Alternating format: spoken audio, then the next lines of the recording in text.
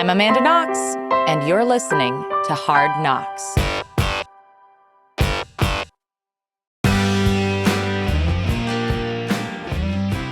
In this episode of Old School, we revisit my conversation with Dr. Kari Nixon, a survivor and a scholar of Munchausen syndrome by proxy. Our main discussion is about this syndrome, which Dr. Nixon refers to as a factitious disorder imposed on another. It also highlights the more subtle and the extreme versions of this disease or this condition in cases like Gypsy Rose Blanchard's. Our conversation also explores societal pressures on mothers, the over-medicalization of normal behaviors, and the difficulty victims face in identifying abuse. Please enjoy.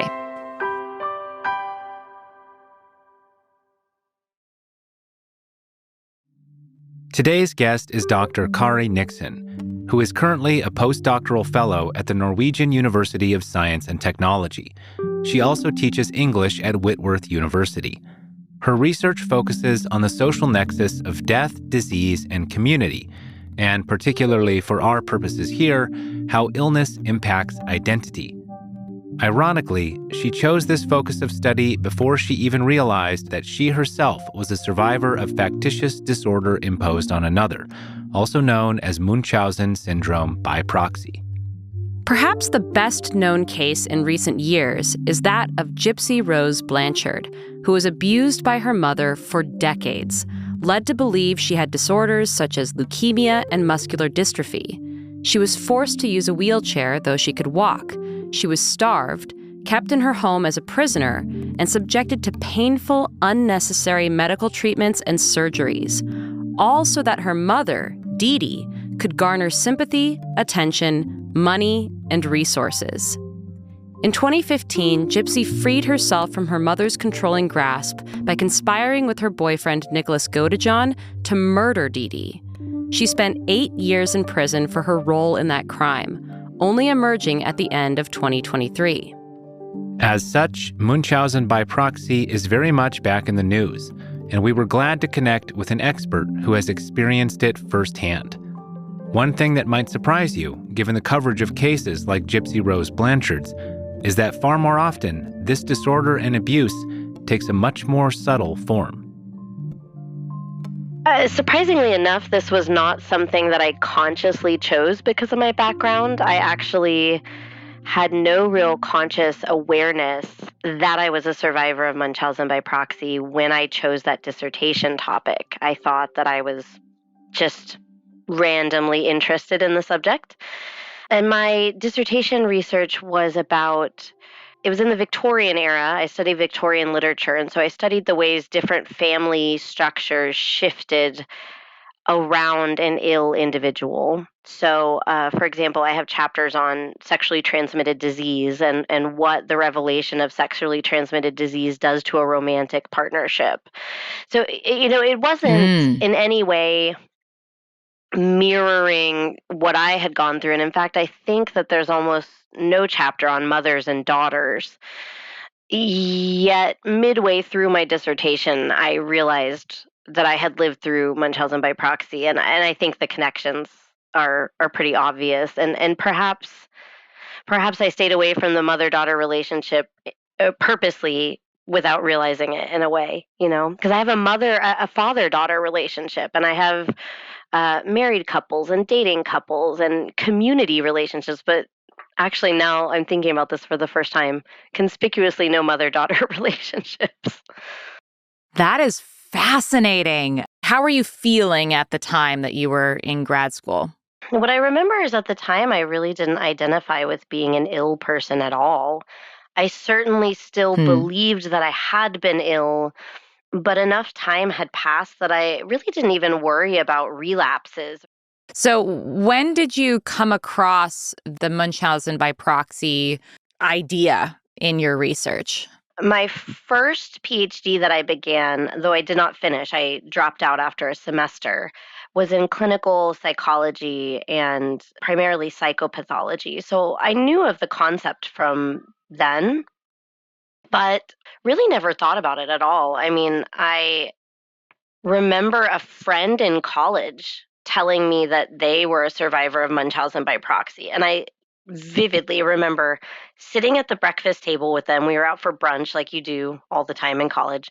And I was like, that's messed up. Like, I'm really sorry that happened to you. Like, nothing. No awareness whatsoever. No glimmers of recognition, huh? And then she recommended a memoir to me called Sickened by Julia Gregory, and I read it with the distanced clinical observation of a psych student to whom this had never happened.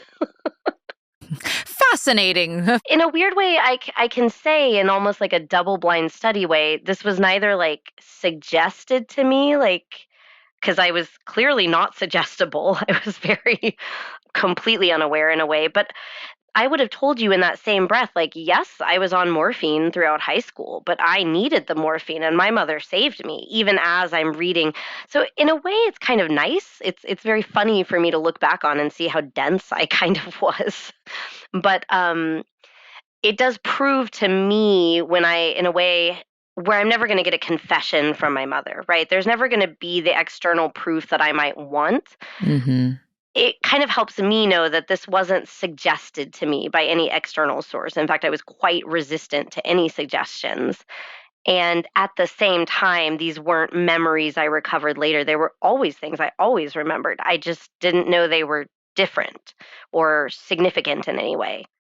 As you heard at the top of this episode, her breakthrough in understanding came in the wake of her father's strange fluctuating health with his supposed diagnosis of brain tuberculosis and doctors filing protective service claims, and her own overwhelming anxiety that she would die of cancer after finding a breast lump. Going into triage for an anxiety attack, she was finally met with questions that forced her to confront her mother's role in her history of illness.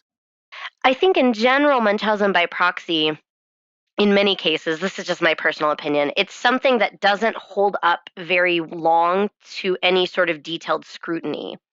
Mm-hmm. But I think that these abusers are very good at creating situations where there's not chances for detailed scrutiny. Right. So it very much felt like the moment I asked questions, and of course I was kind of probably motivated too by my dad's death and family members calling me as well, to say, what did I really need to be on morphine? Was there a good reason for a 15-year-old that weighed 80 pounds to be on 80 milligrams of morphine every day? And as I said, once you ask that question, especially, I know you're a mom, I wasn't a mom then, but now I am, and I'm like, oh, fuck no, there's no good reason. Yeah. It wasn't any like one momentous, like I wish there was this cool movie moment, but it was this very slow process of even thinking to ask questions that most of us probably never would need to ask about our mothers. I think you bring up a similar point sometimes that like we would all like to think that the justice system works and that these things just wouldn't happen to us. So it's easier for us to make assumptions and stereotypes than question how dangerous the world might be at any given moment. Mm-hmm. And I think it's something similar. I mean, who in their right mind is going to say like, oh, when I had pneumonia that one time, was my mom lying to me about that? And everything I knew is false. Like, most of us are going to need a huge like impetus to ask that question. But what I have found with Munchausen by proxy is once the question's asked, it kind of reveals itself to be a mirage very, very quickly. I think one of the things that really inspired me about what you're attempting to do, which is get more people to understand and appreciate Munchausen by proxy, is to talk a little bit about how subtle it is, because the way that you see it portrayed in the classic, Netflix documentary is the mother's like secretly injecting bacteria into her child or like pouring, like we've all seen The Sixth Sense, where the mom is pouring like pine sol poisoning, right, actively poisoning a child. But in reality, Munchausen by proxy, yes, it can come in those extreme forms, but that's more rare. What do you normally see? And for instance, what did you see in your own personal experience? I think I'll start broad with answering that, which is kind of using more of my expertise as a medical humanities professor to kind of frame the problem sort of backwards. If we assume that Munchausen by proxy is a form of abuse, and I think it pretty obviously is, then we can use other forms of abuse as parallel concepts to think about how it probably looks. Because the big problem with Munchausen by proxy, as you alluded to, is that I think the majority of cases are invisible, likely even to the victims themselves, as in my case. So, I mean, obviously, abuse can work many different ways. But if you just take, let's say, a domestic violence situation with a boyfriend that is abusing his partner, does that boyfriend want everybody around his partner to notice her black eyes? Probably not, because they don't want questions asked. I mean, I think it does happen, but I think if the person abusing them had foresight and preference, which they maybe don't always, they're hoping that they don't get seen for who they are. They want to be seen as the charming boyfriend, not the boyfriend that's punching his girlfriend. I think the same is obviously true about sexual abuse. The person does not want to be seen as a sexual abuser. So if we just apply that logic, then I think it makes sense to say, even though there is this huge absence in Munchausen by proxy, I can't prove this statistically, but I think we can argue that most moms who are doing this, we do know that it's 99% of the time mothers, they don't want to get caught. Number one, an abuser usually doesn't want repercussions. Number two, in the case of the Munchausen by proxy mom, it's kind of crass to say it this way, but they're losing their source of their sort of the fuel. If they don't have somebody to get attention by proxy of, then they've lost everything. Right. Theoretically, an abusive man can get another partner. Right. But you can't just get another kid. It's hard. Now, they often do get foster children, but that still is a process, right? So I think that there are higher stakes for them flying under the radar. And flying under the radar means being more subtle. I think that we have some confirmation and selection biases in what we see most often, because what we see most often are the ones who got caught. I mean, for lack of a better phrase, they flew too close to the sun. They pushed it too far, the scam. And they perhaps, let's say, did something like claim their child has cancer, which is objectively verifiable. Right. When you claim my daughter is having psychotic episodes that she doesn't remember, nobody can really refute that. Right. She has chronic pain that is, there's no reason for it, but she does. I promise she does. Yeah. So, and we do know, so we know a few things statistically. Most studies of Munchausen by proxy say that it is probably vastly underdiagnosed. So if you Google how prevalent is it, most experts think that's probably a very, very low estimate. I would say that it's underdiagnosed because we're not seeing the full picture. We've been led by media, both journalism and novels and movies, to believe that it looks like this one extreme form of faking cancer or being in a wheelchair. So we don't actually know or see the other incidences for what they are. I think we saw a similar thing, dynamic with sexual abuse in like the 70s, where we started saying that, or even the Me Too movement, where we started saying that there's, if you're drunk and passed out, it's still rape if somebody has sex with you when you can't consent. Right. It took a while to recognize those spectrum. And I think we need to get there with Munchausen by proxy. But we do think it's more common than we realize. We know that it's almost exclusively mothers.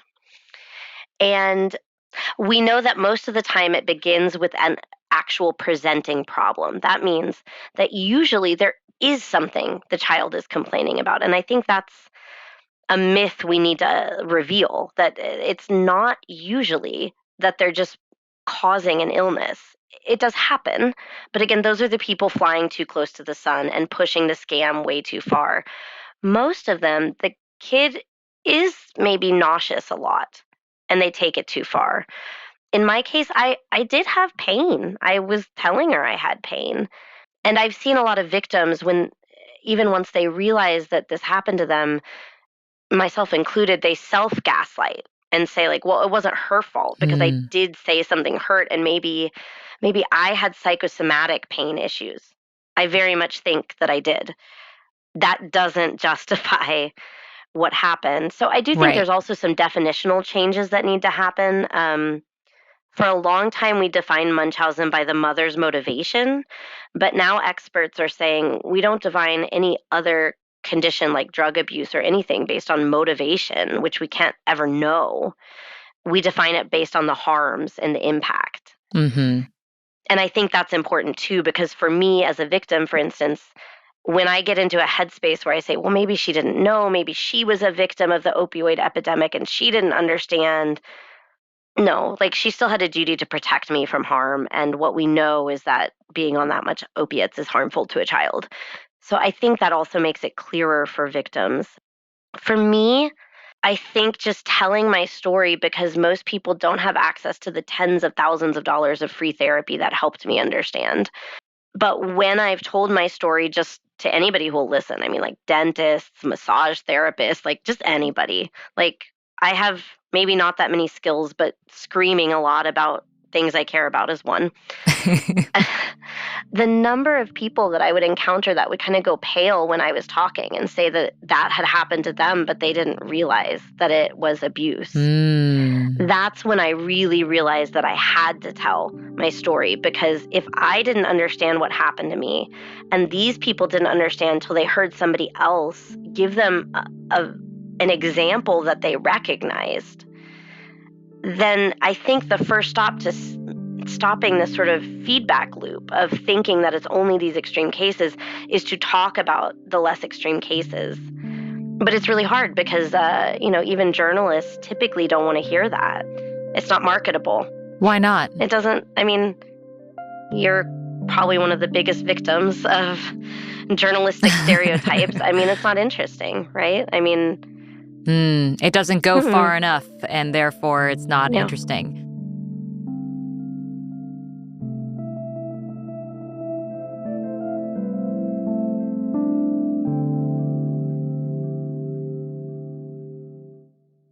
Resilience isn't free. Technically it is, but ad-free resilience? That's a few bucks a month. Subscribe at amandaknox.substack.com for ad-free episodes of Hard Knocks, plus bonus episodes and essays that help you turn adversity into insight and navigate the chaos of life with a little more clarity. Because sometimes all you need is a little insight, and someone who's already face-planted in the mud to talk you through it.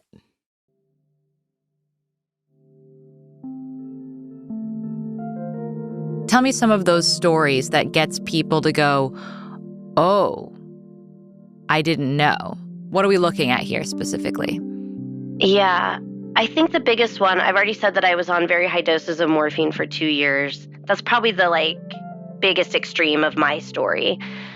But when I say things like, as a teenager, if I was crying because I had this poor health situation and probably a bad family structure, when I would cry, which teenagers just do, my parents would rush into the room with oxycodone or hydrocodone, and just give me that to make me stop crying. That is a moment that I have heard so many people just pause and be like, it was bad that my parent was just giving me opiate painkillers for a routine headache that I had one night.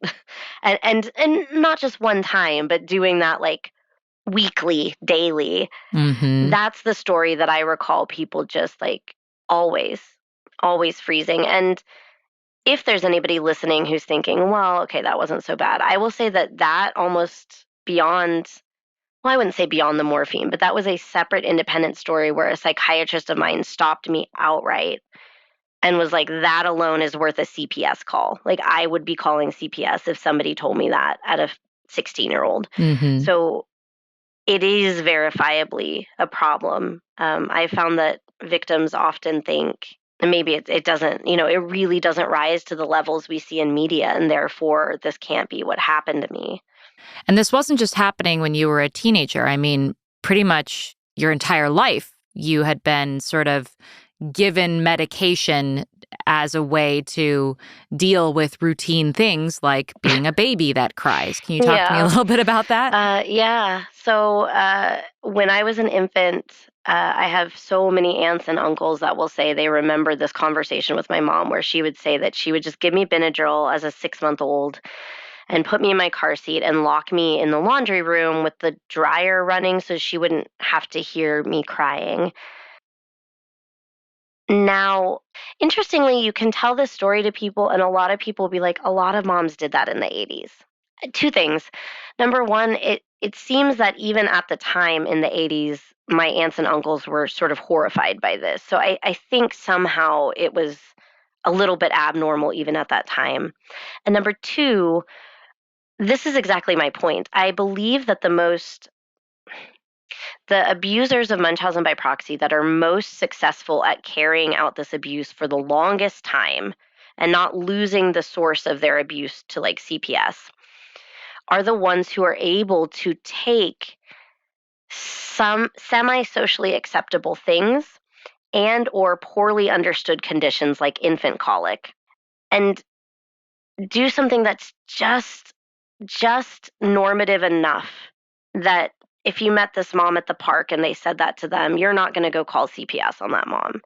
Because Right. as moms, again, I can kind of relate to you on that level. As moms, like, it's all of our biggest fear, right? That like somebody's going to catch us on the day we didn't brush our daughter's hair very well.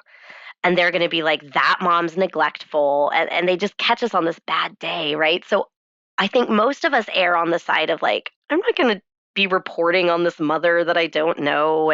Right. And we're all going to tend to say, well, sometimes people do the Benadryl thing.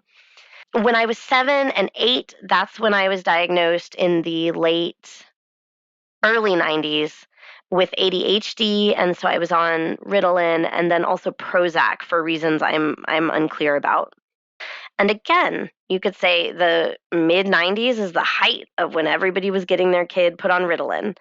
And so to me, my sort of rather mundane pattern reveals a very important thing that she was using whatever was kind of she could get away with at the time. Whatever we didn't understand, colic, ADHD, chronic pain in teenagers. And she was being able, therefore, to manipulate those things in ways that nobody would question. So a lot of times the individual instance is not overtly suspicious, but if you kind of step back as if you're looking at a Monet painting, you can't deny the pattern that reveals that this is happening over and over and over with this parent-child dyad. And I think that's important. As a mom myself, I think it's hard sometimes to know how seriously to take a symptom your child has. I mean, to some extent, we're teaching them when they say, my stomach hurts, right? Do we panic? Do we say you're hungry? Do we say you need to poop?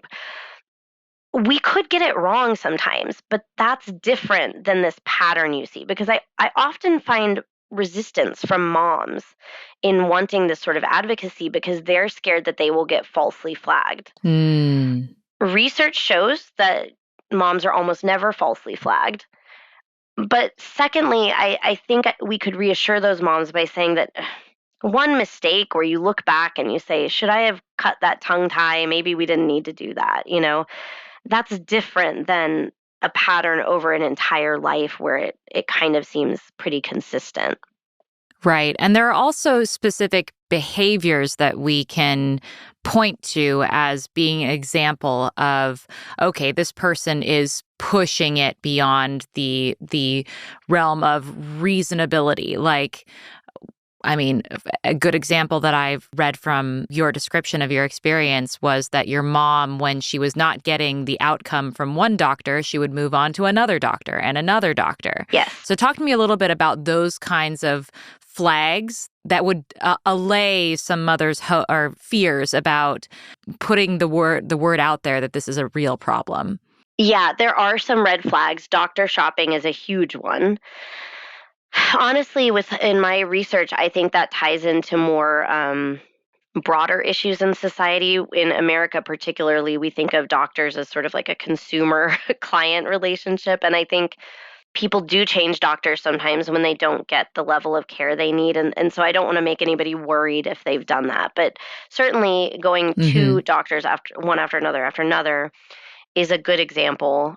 Another one that I remember from my own experience and is backed up in the literature is a child who seems to be old enough to explain their own experiences, either not being allowed to by the mother, or what I think is actually probably more true, kind of just opting out of talking about their own body. Mm. I don't think my mother ever just told me not to talk, not even in private.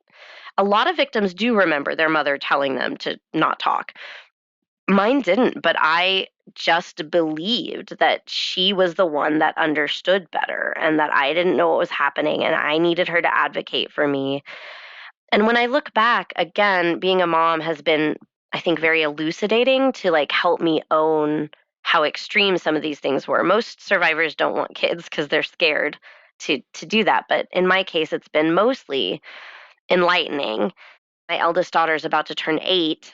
And absolutely, when we go to the doctor, by 6.5, she could talk. I mean, for the most part, she can tell the doctor what's happening. She can totally tell the doctor what's going on with like external symptoms that she's aware of, right? This might be different for like malnutrition issues that they might not be aware of, but like Right. she had like a little cyst somewhere and she could tell him, does it hurt? Does it not hurt? Where is it? What does it feel like? I was 16 and in doctor's offices where one doctor finally was like, let her talk, let her answer for her own self. So when I think about myself, I don't think it was that abnormal because my normal was just what I lived through. But when I compare it to other kids I see, I'm like, oh, that's really weird. And I think it would probably take Mm. any adult by surprise to see a kid that old just like shutting down and letting their mother talk for them. Because generally, a teenager, particularly, doesn't want their mother to talk for them. Totally. You're right that being a mom definitely puts a lot of these kinds of things into perspective. And I've thought a lot about how, especially how the general Western mindset tends to pathologize a lot of things about kids and has historically done that. Like I had friends who were prescribed Ritalin when they were kids because they couldn't concentrate in school. And instead of thinking, well, maybe the school structure is Yes. not ideal for them, we instead pathologize the child and say that the child needs medication and this over-medicalization of common and understandable human experience. And I wonder if like there's something similar to that with the psychology of what was going on with your mom, because like is there something perhaps understandable about, not to say excusable, but like can we understand how a mom can sort of become addicted to the Hmm. idea that she can control her daughter's or child's symptoms and have this sort of relationship with them where there is this ongoing interdependency? And is that a symptom of our society anyway? Have you given any thought to that? So much thought. I'm so glad you asked. And this is why I'm like so glad that you could have me on here because I think in your work you ask these questions. So because I study the Victorian era, I do a lot with gender norms coming out of that era, and I've actually published a book recently, co-authored called Optimal Motherhood and Other Lies Facebook Told Us, which is not at all about Munchausen by proxy, but for instance, about the double bind many moms find themselves in about formula feeding versus breastfeeding, to name one example. And what we highlight is that women are always trying to find the perfect way to do motherhood because we've been told since the Victorian era that there is a perfect way. Mm. And I would add to that that in the Victorian era, not only that, but they were told that pretty much the best thing you could do as a human was to be a good mom. And I think, I mean, I love teaching the Victorian era because they're such a good straw man. Like, so much of them we look at and we're like, ugh, like, what a horrible way to talk to people. But then if we examine our society, I think we often find that we're not as much farther advanced from that than we would like to be. I mean, I've taught about your case when I talk about Victorian sexual purity narratives and this idea that if somebody's not perfectly pure, they're the Madonna of the whore dialectic. And when I taught that Victorian novel, we watched The Bachelorette from 3 years ago, where the Bachelorette herself was left by a man because he thought she wasn't a virgin. So we often aren't as far advanced as we would like, but I think the Victorians were more open about it. They would just say that they believed these things, Mm. so we can almost look in the mirror a little bit more honestly with the Victorians. And I absolutely very much think that Munchausen by proxy has something to show us about the pressures we put on mothers. I don't excuse her behavior, but as a scholar, I have to understand it. And I think there are Mm. uncomfortable questions that we don't want to ask because we don't want to even borderline on excusing it. But I think we have a society where there's no acceptable way to admit that one is unhappy with and maybe not good at being a mother and still be seen as a valuable human. Mm. I think she was unhappy. It could have been postpartum depression. I mostly think that my personality overwhelmed her. My youngest daughter is exactly how I was described by every adult, both her and ones that didn't pathologize me. My youngest daughter is exactly like that. And of course, like any mom, there are days where I'm like, oh my God, could you just not be quite so much? But then, of course, at the same time, as a mother who is, I think a bit more constitutionally capable than my mom was, at the same time, I'm like, but this too much is what makes you beautiful. So, but there is that tension, right? And so I have seen with my kids, I'm like, I think this is a moment that she just wanted to stop. Mm. And this is a behavior that she just had to quelch. She just had to make it go away. She didn't have the capacity. And to this day, 2023, there's no resources. I mean, who the hell would you go to and be like, I'm not capable of raising my baby? Right. And not have it be just stripped away from you completely. Like it's either one or Yes. the other. You either do it alone or you have no Yeah. baby. And I don't think And most people, I think there's probably women out there that would like to admit that they'd rather not have their baby. mm, But they probably can't even admit it to themselves because in our society, that makes you terrible. mm, And I think that's where we get infanticide. It's where we get shaken baby syndrome. I think a lot of sad cases possibly could have been avoided if we allowed, I mean, some hospitals have like a drop box where you can just take your baby, no harm, no foul, and you say, I can't do it, bye. As awful as that might sound, I think it might be like we have to admit that women and mothers are humans. And some people, I mean, we see it with animals. Some animals just mm-hmm. reject their babies. Like it happens. And if we made an allowance for it, that would not only give a practical outlet, but I think begin to slowly allow mothers to say, I can't do this. And it's okay for me to acknowledge that and give this baby a better life. Mm. That's my belief. Maybe I'm making too much of an excuse for her, but even if I'm not, I think the cultural dynamic is there where we have told women that you can't admit you're a bad mom. And that also the other side of that coin is that being a good mom is a sort of self-death and martyrdom. And I think some people in a really bad position, they take that too far of like, this isn't what I wanted. I'm not very good at this, but I get this meaning out of being this like sacrificial martyr to the child. I've been told there's meaning in that. And all at the same time, when you pathologize the child, it's the child's problem, not you, that you have to question your value as a mother. Mm. So you not only don't have to self-investigate a really hard question that our society does not allow for easy investigation of, but you very neatly pass that on to the child. So I think for my mom, and maybe many others, I think it was a sort of, this kid isn't what I thought this would be, but thankfully, I can fix her. And then I'm kind of this wonderful person, and they never have to ask the question, was it me that wasn't really cut out to be a mom?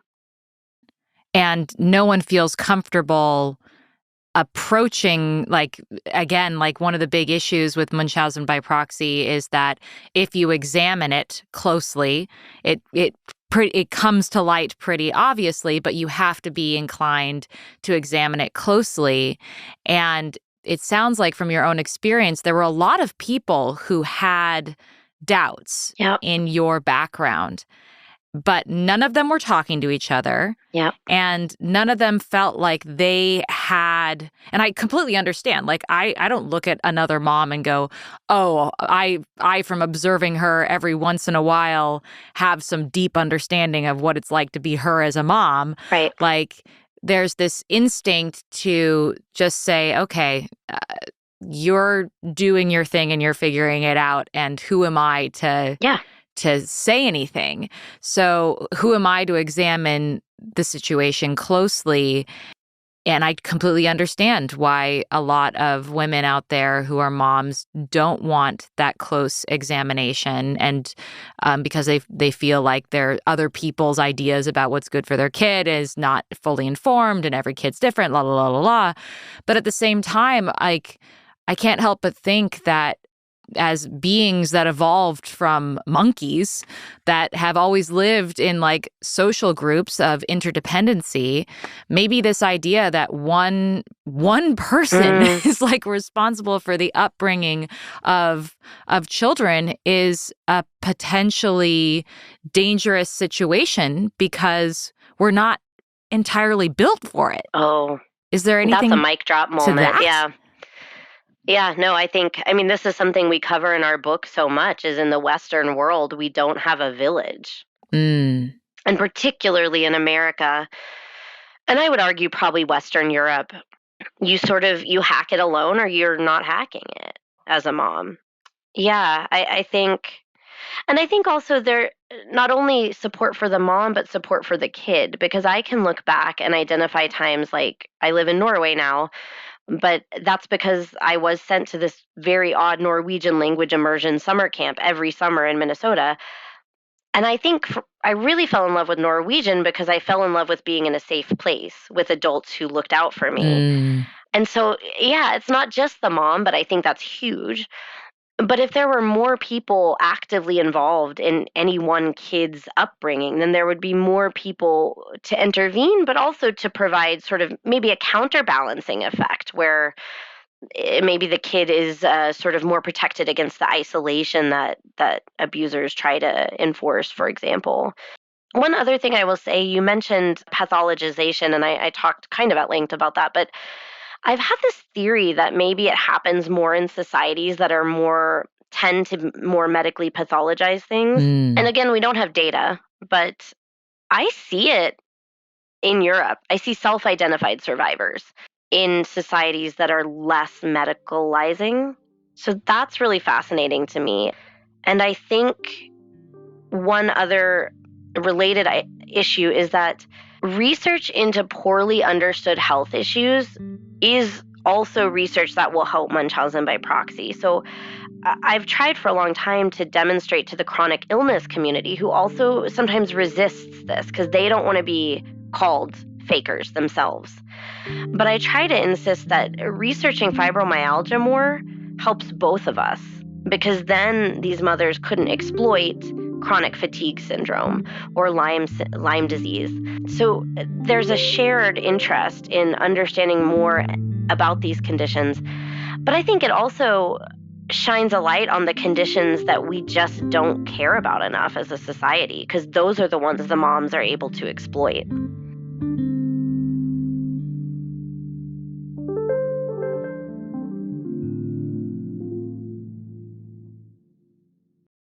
This isn't therapy, but it might help you live better. On Hard Knocks, we ask, how do you move forward when life sideswipes you? How do you find meaning in the mess? If you're into those kinds of questions and want ad-free episodes, extra content, and essays to dig deeper, subscribe at amandaknox.substack.com. I can't promise I'll fix your life, but I can make you feel better about how weird it already is.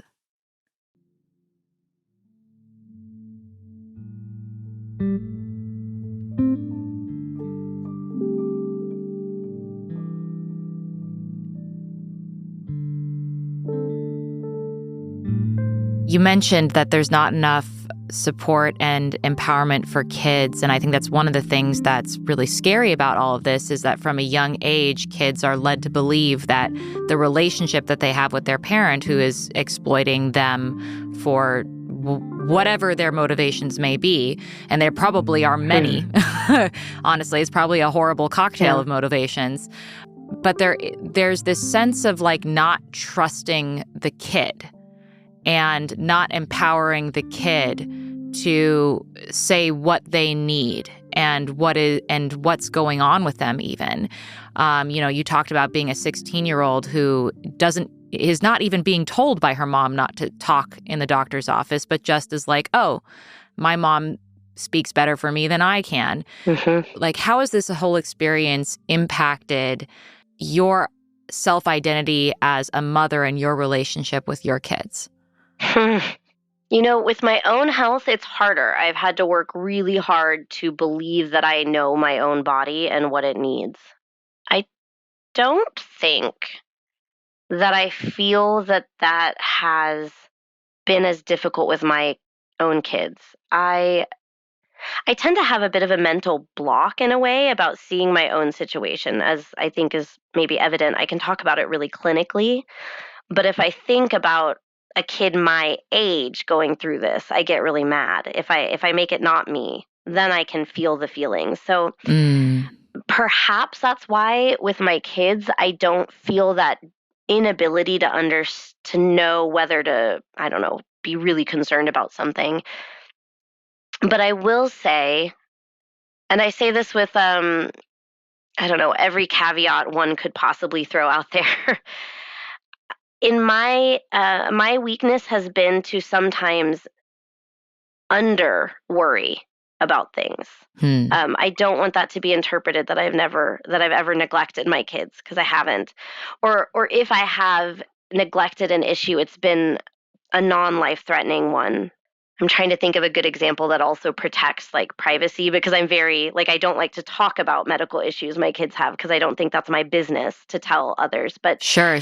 let's say something like eczema, right? Like a routine concern that I probably tend to not deal with it, because especially my eldest daughter, she's just she doesn't complain about things. Like things that I see later, like other kids have the same issue and they're like, ow, this itches, this hurts. She just doesn't. And so my policy had always kind of been, if the kid isn't complaining, it's not for me to say it's an issue. Right. That's trusting the kid. Yeah. Right. So this is what, I don't want anybody to be like, oh my God, you're a terrible mom. But then it's tricky, because I happen to get a kid that doesn't complain about anything. And so then sometimes when we do go for her routine checkup, the doctor's like, have you noticed this? Like, why isn't? And so I think once we got to Norway, we had a bit more time and space, and we really sat down and thought about these things more. And I was able to, I had enough time to think about who could I talk to that I would trust? It wouldn't be another mom, because I'm too quick to be like, well, you could be over medicalizing. I don't trust just other moms. And it couldn't just be a doctor, because doctors told my mom to give me the things. So I finally was like, okay, if it is a friend that I trust and a mom and a doctor, I will believe them. And so I have two of those in my life. Lucky. And so there would be, yeah. There would be things like, okay, what do you think about they're not sleeping? And the doctor said I really shouldn't be as worried about melatonin as I am. But with my history with Benadryl, I'm but that, like I said, the doctor at some point was like, he wasn't telling me what to do, but he was like, there are health problems from not dealing with their sleep too. Which is when I realized, as a mom, we never actually get to opt out of these things. We're making a decision whether we intervene or not. And so then that's when I had this panel of what would be trustworthy to me in an objective way. And I would go to those people and be like, actually tell me what you think about melatonin, or actually tell me what you think about Miralax for constipation. And particularly if they said that they had done it for their kids, then I felt like I could believe on like a deep level that it was okay. And we were able to just have a little bit of time and space to go through that discerning process here. And I think finally be making more moderate choices. But it really wasn't until this past year that I realized like there's no not choosing. It's much what I hear about people recovering from eating disorders. You never get to not make a decision about eating in a day because you're deciding not to eat, which may be your eating disorder, or you're deciding to eat, which may be another kind of eating disorder. And that's when I kind of realized that like my default had been to be like, well, it's fine. Like unless she's, really complaining, she's fine. That wasn't my kid, and all kids are different. And also, that's still a medical choice I'm making by not intervening. So, yeah, it's been mostly hasn't been a pain point, but I think in some ways that's reflective of the fact that my response was to not address it too much unless there was like an obvious emergency need. Yeah, I tend to err on the side of if the kid's not complaining, then don't assume something's wrong and trust the kid. And I wonder if being exposed to different cultures as well has been super helpful because, like even in our own society here in the US, we've had fads. Like you brought up the Ritalin and like the fad of Ritalin or the fad of the opioid epidemic. Yes. There were periods of time where things were treated as miracles, miracle drugs that everyone was so enthusiastic about. And then it was only with time did we as a society become exposed to the consequences of that. But also potentially someone across the water would go, why are you, so your kid can't like focus in class? Well, just have them go to outdoor school. Like, there's other ways to address issues, and there isn't a one size fits all for everyone. And so different societies view different issues in different ways. And has that been potentially helpful to make you feel a little bit more confident about your choices as a mom? It definitely pushed me to think. I mean, it was a babysitter here who was like, I couldn't believe you gave your kids melatonin. And I like had like one of the biggest meltdowns of my life because I was like, did I become this? Like, have I harmed my kids? Like, my teeth wouldn't stop chattering. Like, I think I was in actual shock of some kind. Like, I was not okay. And that's a cultural difference. But you know what? It was good though, because it forced me into that recognition of like, there is no not choosing to be their like we're their guardian. At the end of the day, we're choosing to do or not do something regardless of what we do. And so I think that was a really important thing for me to confront. In a space where they don't have any serious medical conditions. It's important for me to think about how to handle that, and to think about the fact that I very much think melatonin is a fad in America. I think people overuse it on their kids. It was something that we decided to do occasionally with the input of doctors, which again, I think there's such an interesting lens when you have come through Munchausen by proxy, because basically you're like, there's no burden of proof that would make it enough because you've seen these burdens of proof manipulated by different actors. And that can be really, really, really, really scary at its worst. And I don't know if maybe you feel this way through some of the things you've been through of knowing that like the worst, most random thing can happen to you. It can be so, so, so, so, so, so scary.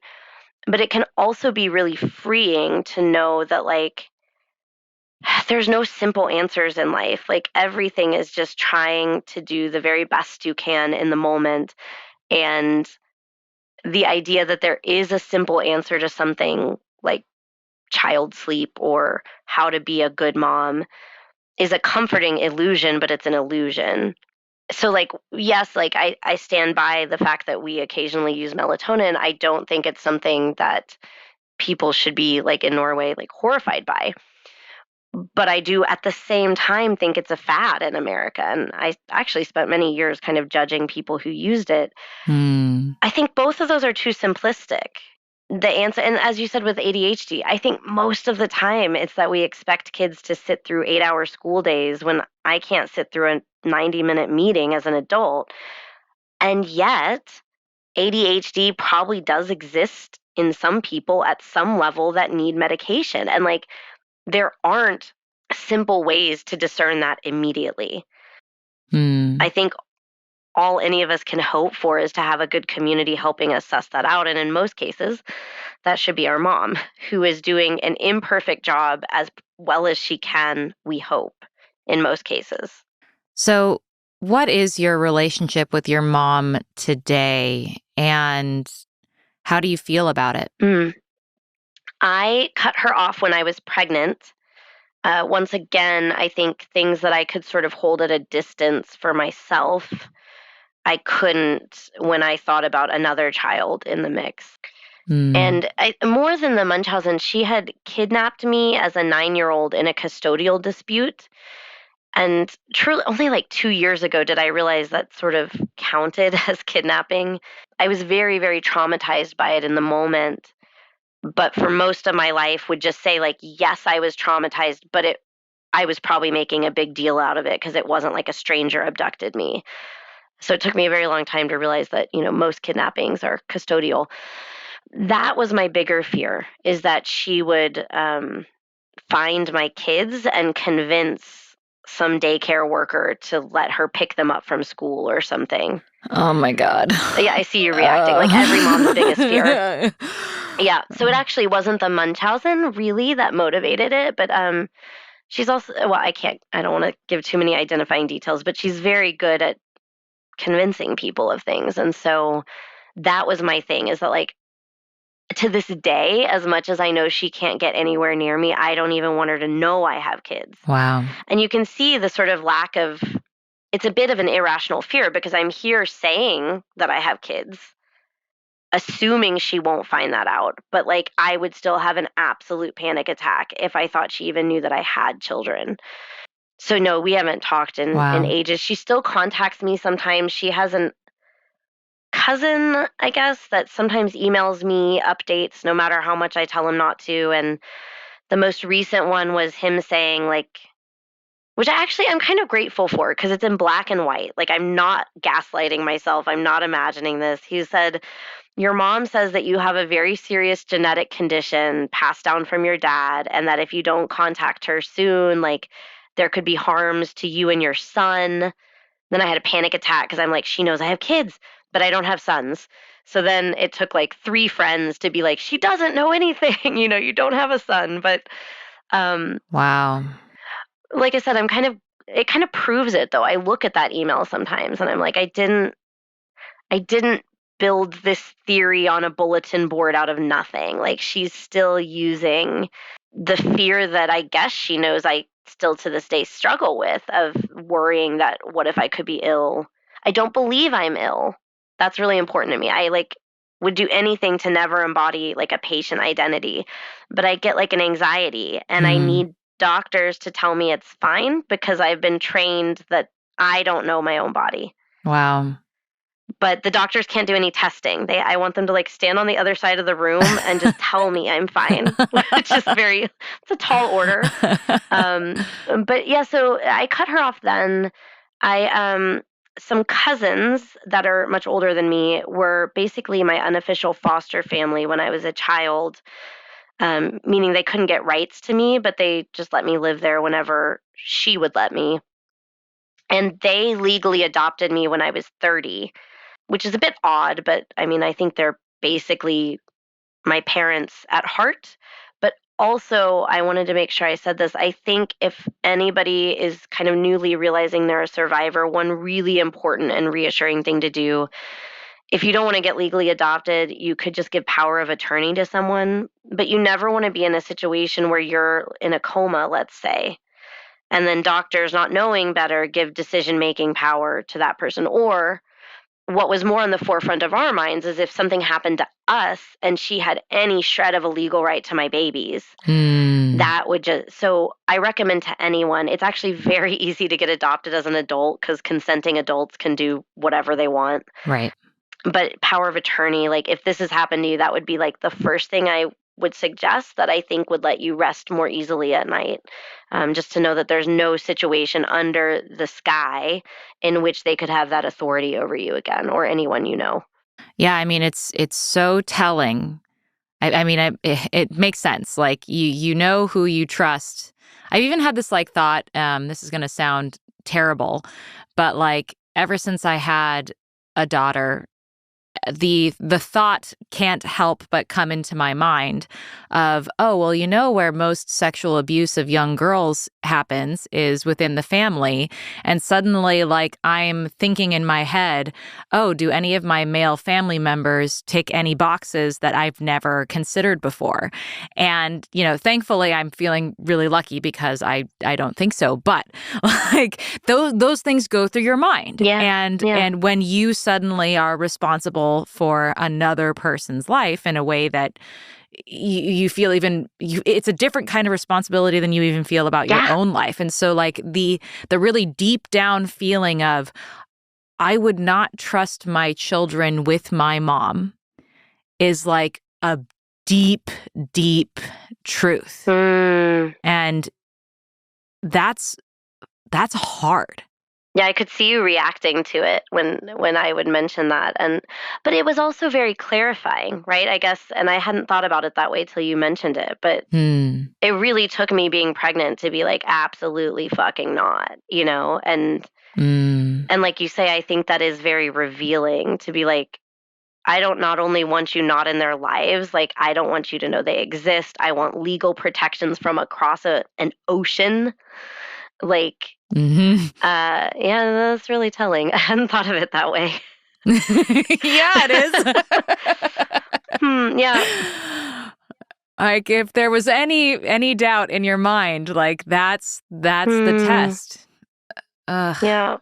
Well, is there anything else that you want to tell me about this experience or what you've learned from it that you want to share with people?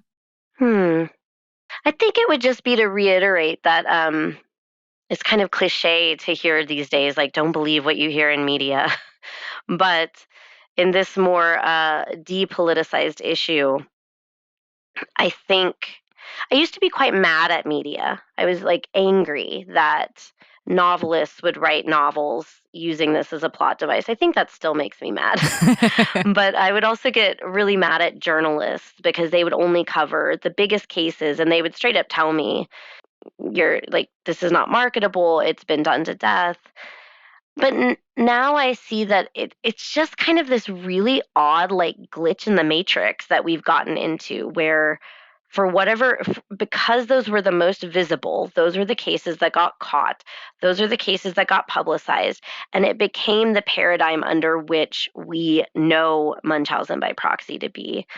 And we see it even in medical case studies, that the things that doctors think are publishable about a case or a patient are the more extreme ones. So it recapitulates this narrative. And what I've seen from my personal experience is that narrative is the way out. To like share our stories gives another look at that. Thank you very much for listening to this old school episode from the archives. I publish my favorites twice a month on this feed. And please subscribe at amandaknox.substack.com to get ad-free episodes of Hard Knocks, subscriber-only essays, live video hangouts, and more. Subscribers can also submit questions for my weekly Ask Amanda Anything episodes. Truly, you can ask me anything. Again, that's amandaknox.substack.com. Hope to see you there.